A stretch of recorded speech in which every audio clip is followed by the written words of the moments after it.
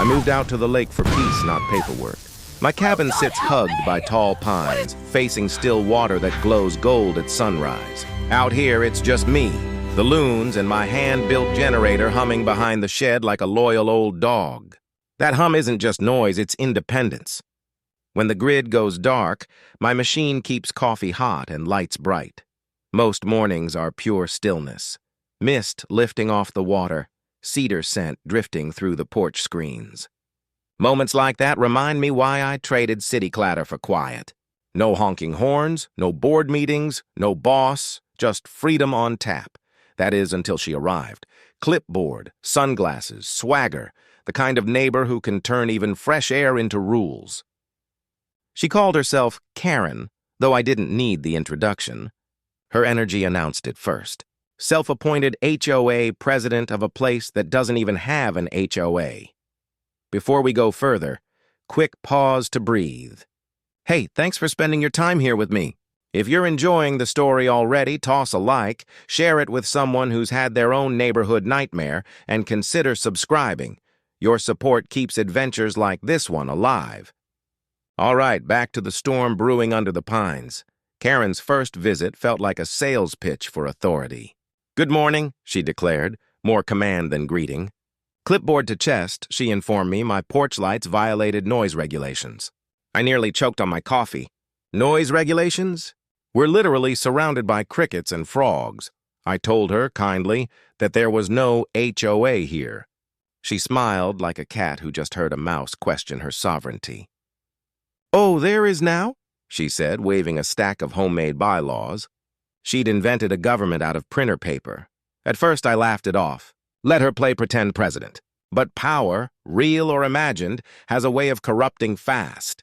And soon, that hum behind my shed would become the starting bell in the strangest turf war of my life.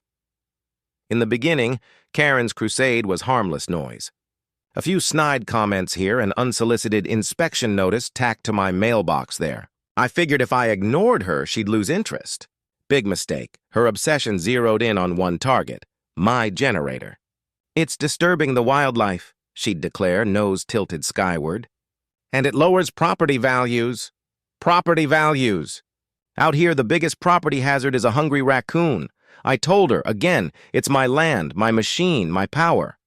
And just like that, I saw it, the flicker of fury in her eyes when reminded she had zero authority. Neighbors whispered about her antics. Some found her amusing, others frightening. One buddy, old Tom across the cove, joked, "Son, she's a wasp in pearls. Don't poke her hive." I tried not to. Weeks passed quietly enough. Then came the first storm, a Friday evening thunderhead, sky bruised purple. As lightning flared, my generator kicked on, steady and strong. To me, that hum meant safety. To Karen, it must have sounded like rebellion, because out of the dark, through sheets of rain, I saw her marching up my path like a general on campaign. "That machine violates community noise ordinances," she shouted. "Noise ordinances?" I asked. "What community?" "The HOA community," she barked, clipboard trembling with self-importance. She threatened fines. I laughed so hard the rain probably felt insulted. When she stomped away, drenched and defeated, I assumed that'd be the end. But 2 nights later, I spotted movement outside, flashlight beam cutting through the trees. Thought it was raccoons until I caught her shape, sneaking near my shed. "Checking safety violations," she muttered when I confronted her. At midnight, she scurried back into the dark. That's when a chill hit me colder than the night air. She wasn't just nosy. She was fixated. And with people like that, obsession always escalates. I had a feeling the next confrontation wouldn't end with laughter. A week later, I returned from town with groceries and froze mid-step. Something thin and black snaked through the grass near my cabin, glinting in the sun. I knelt down. It was a power line running straight into the tree line. Following it, dread curdled in my gut. The cord disappeared under brush, emerging by Karen's porch. She'd actually tapped into my generator, siphoning electricity like some suburban vampire. My jaw clenched. She'd crossed from nuisance into thief. That night, I couldn't sit still. Every time I pictured her sipping wine in a brightly lit cabin powered by my generator, my blood pressure rose. Maybe she told herself it was shared community energy. Maybe she truly believed her fake rules justified theft. Entitlement could rewire logic faster than any electrician. Morning came, and Patience left. I stomped across the gravel to her porch. She opened the door with that smug smile that always made me miss city anonymity. "Can I help you?" "Yeah," I said. "You can explain why there's a cord running from my generator into your house." She hesitated only a heartbeat, then lied flawlessly. "I assumed it was communal property. Shared assets benefit everyone." "Communal?" I laughed coldly. "Karen, it's a generator, not a community garden. I built it, I maintain it, and you broke onto my land to steal from it. Don't be dramatic," she chirped. "Electricity belongs to the neighborhood.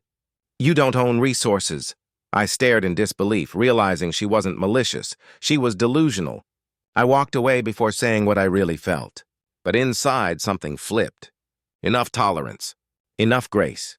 What she didn't know, and what soon would rewrite the HOA constitution of her nightmares, was that my generator carried its own security system. A non-lethal jolt wired years ago to discourage wildlife and would-be thieves. A deterrent so humble, yet poetic in its justice. Karen had no idea she'd just plugged herself into a lesson on boundaries that would quite literally shock her back to reality.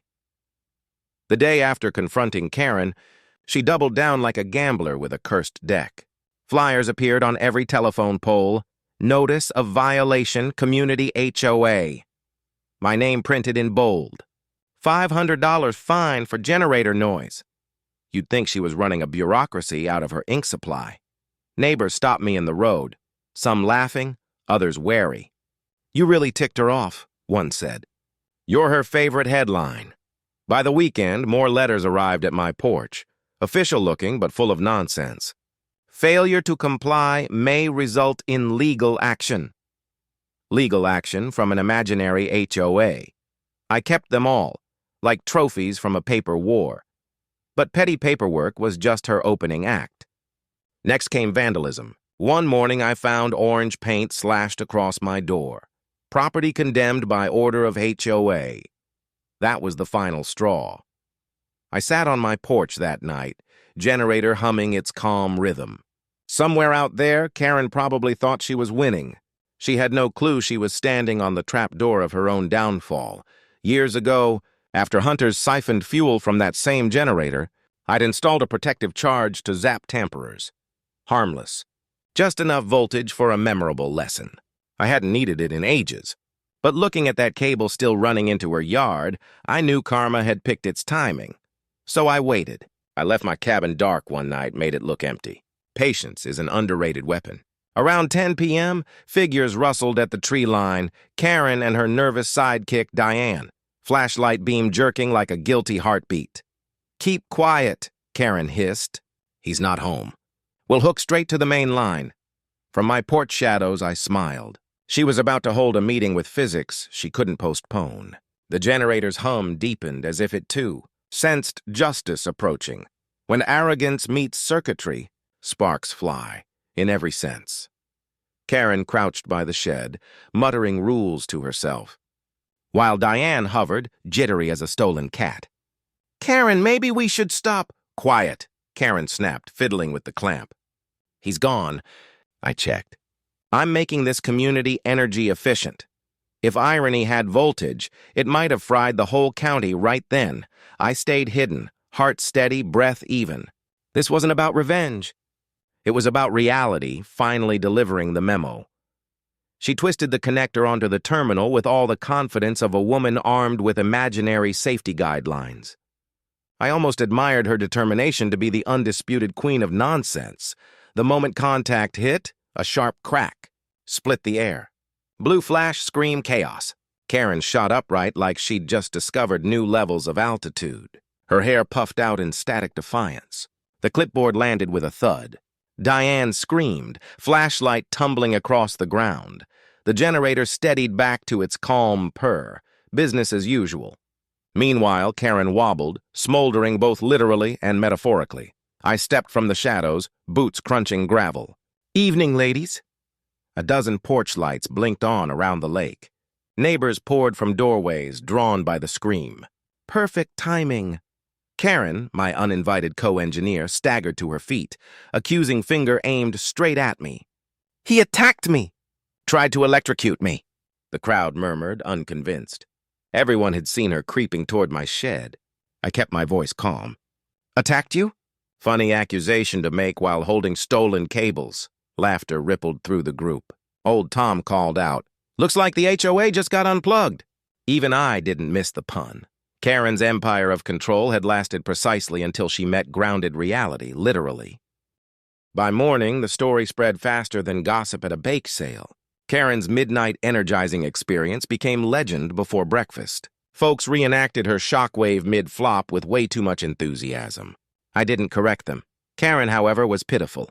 Hair still frizzed like she'd hugged a transformer. Clipboard vanished. May it rest in tatters.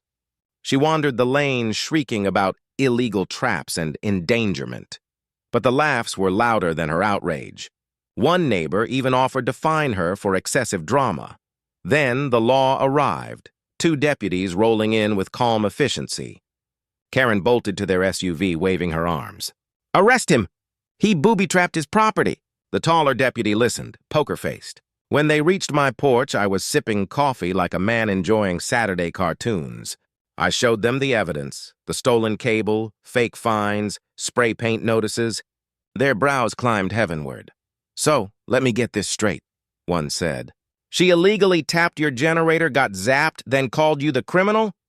"Yup," Karen sputtered behind them. "I'm the HOA president." The shorter deputy flipped his notepad. "Ma'am, county records show no HOA here. None. You've got yourself a citation for trespassing and theft of service." Her jaw dropped so hard you could have registered it on the Richter scale. As they wrote her up, neighbors gathered again. Polite applause broke out. Small-town justice, free admission. I almost felt bad. Almost. When the squad car left, Karen trudged home with Diane trailing behind like smoke after fireworks. That day marked a shift. The neighborhood relaxed. Greetings turned friendly again. Old Tom brought me a pie shaped suspiciously like a lightning bolt. "For keeping our HOA unplugged," he said, grinning. Meanwhile, Karen's windows stayed dark. Her clipboard empire dissolved, and the generator hummed peacefully in the background, a soundtrack to victory quietly earned. Sunrise washed over the lake like an apology from the heavens. The stillness that followed the chaos felt deeper than ever. No flyers fluttered, no self-appointed patrols marched past. Just birdsong, pine scent, and the hum of my faithful generator. For the first time in months, I didn't wake expecting another confrontation. The neighborhood shifted overnight. Folks waved more, shared coffee again, and laughed out loud without checking for Karen's lurking clipboard. The tension that had wrapped around the community finally unwound like old wire. All because arrogance met electricity and lost. Karen, to everyone's surprise, vanished into silence. The sunglasses disappeared. Her hair, once so precise, now looked like a truce flag fluttering in defeat. She'd shuffle for mail, avoid eye contact, vanish indoors. I nearly pitied her, briefly, but memories of orange paint on my door and threatening notices kept sympathy properly grounded. One cloudless afternoon, I saw her by the shoreline, watching ripples fade. No clipboard, no entourage, just a person learning humility the hard way. For a moment, I almost approached her, but I realized peace doesn't always need conversation. Sometimes it just needs distance. I nodded once. She didn't nod back, but she didn't scowl either, and that was progress enough. Evenings resumed their gentle rhythm. The generator's soft purr mixed with cricket chatter as I sat on the porch sipping beer, feeling gratitude. That steady vibration behind the shed wasn't noise, it was independence singing softly to itself. Proof that calm can hum louder than conflict. Neighbors began jokingly electing me president of the non-HOA HOA. I told them democracy was suspended until further notice, which earned a round of laughter across the water. After months of tension, hearing the lake laugh again felt like victory. Out here, serenity isn't given, it's protected. And now, at last, I had mine back. Rumors spread that Karen tried to reclaim power through paperwork, sent letters to the county, the power company, maybe even NASA for all I knew. Each attempt died quietly in an inbox somewhere. Official replies all read the same: no HOA jurisdiction. Bureaucracy had finally ghosted her. She became a myth whispered by campfires. The shock queen of Silver Pine Lake. Someone even left a toy clipboard wrapped in Christmas lights at her gate. The gesture was half cruel, half cathartic. I didn't gloat, not out loud anyway. Mostly I felt relief that lessons had landed. Sometimes justice isn't a badge or gavel. It's that invisible current reminding you that actions really are conductive. Still, fate has its timing. One quiet dusk, Karen wandered by while I adjusted fuel lines. Her posture was smaller, voice flat. "Your generator still running fine?" she asked. "Every night," I said evenly. She hesitated, eyes on the ground. Guess I deserved what happened.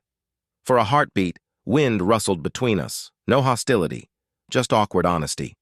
Then she turned and walked off, leaving a silence too sincere to interrupt. In that moment, I realized remorse hits harder than any shock. Later that night, I sat with coffee, the generator purring beside me. I thought about how every wire in life carries both risk and purpose. You treat either carelessly and you'll feel it. So I raised my mug toward the shed. "Cheers, old friend," I said to the machinery that taught an entire neighborhood the physics of respect.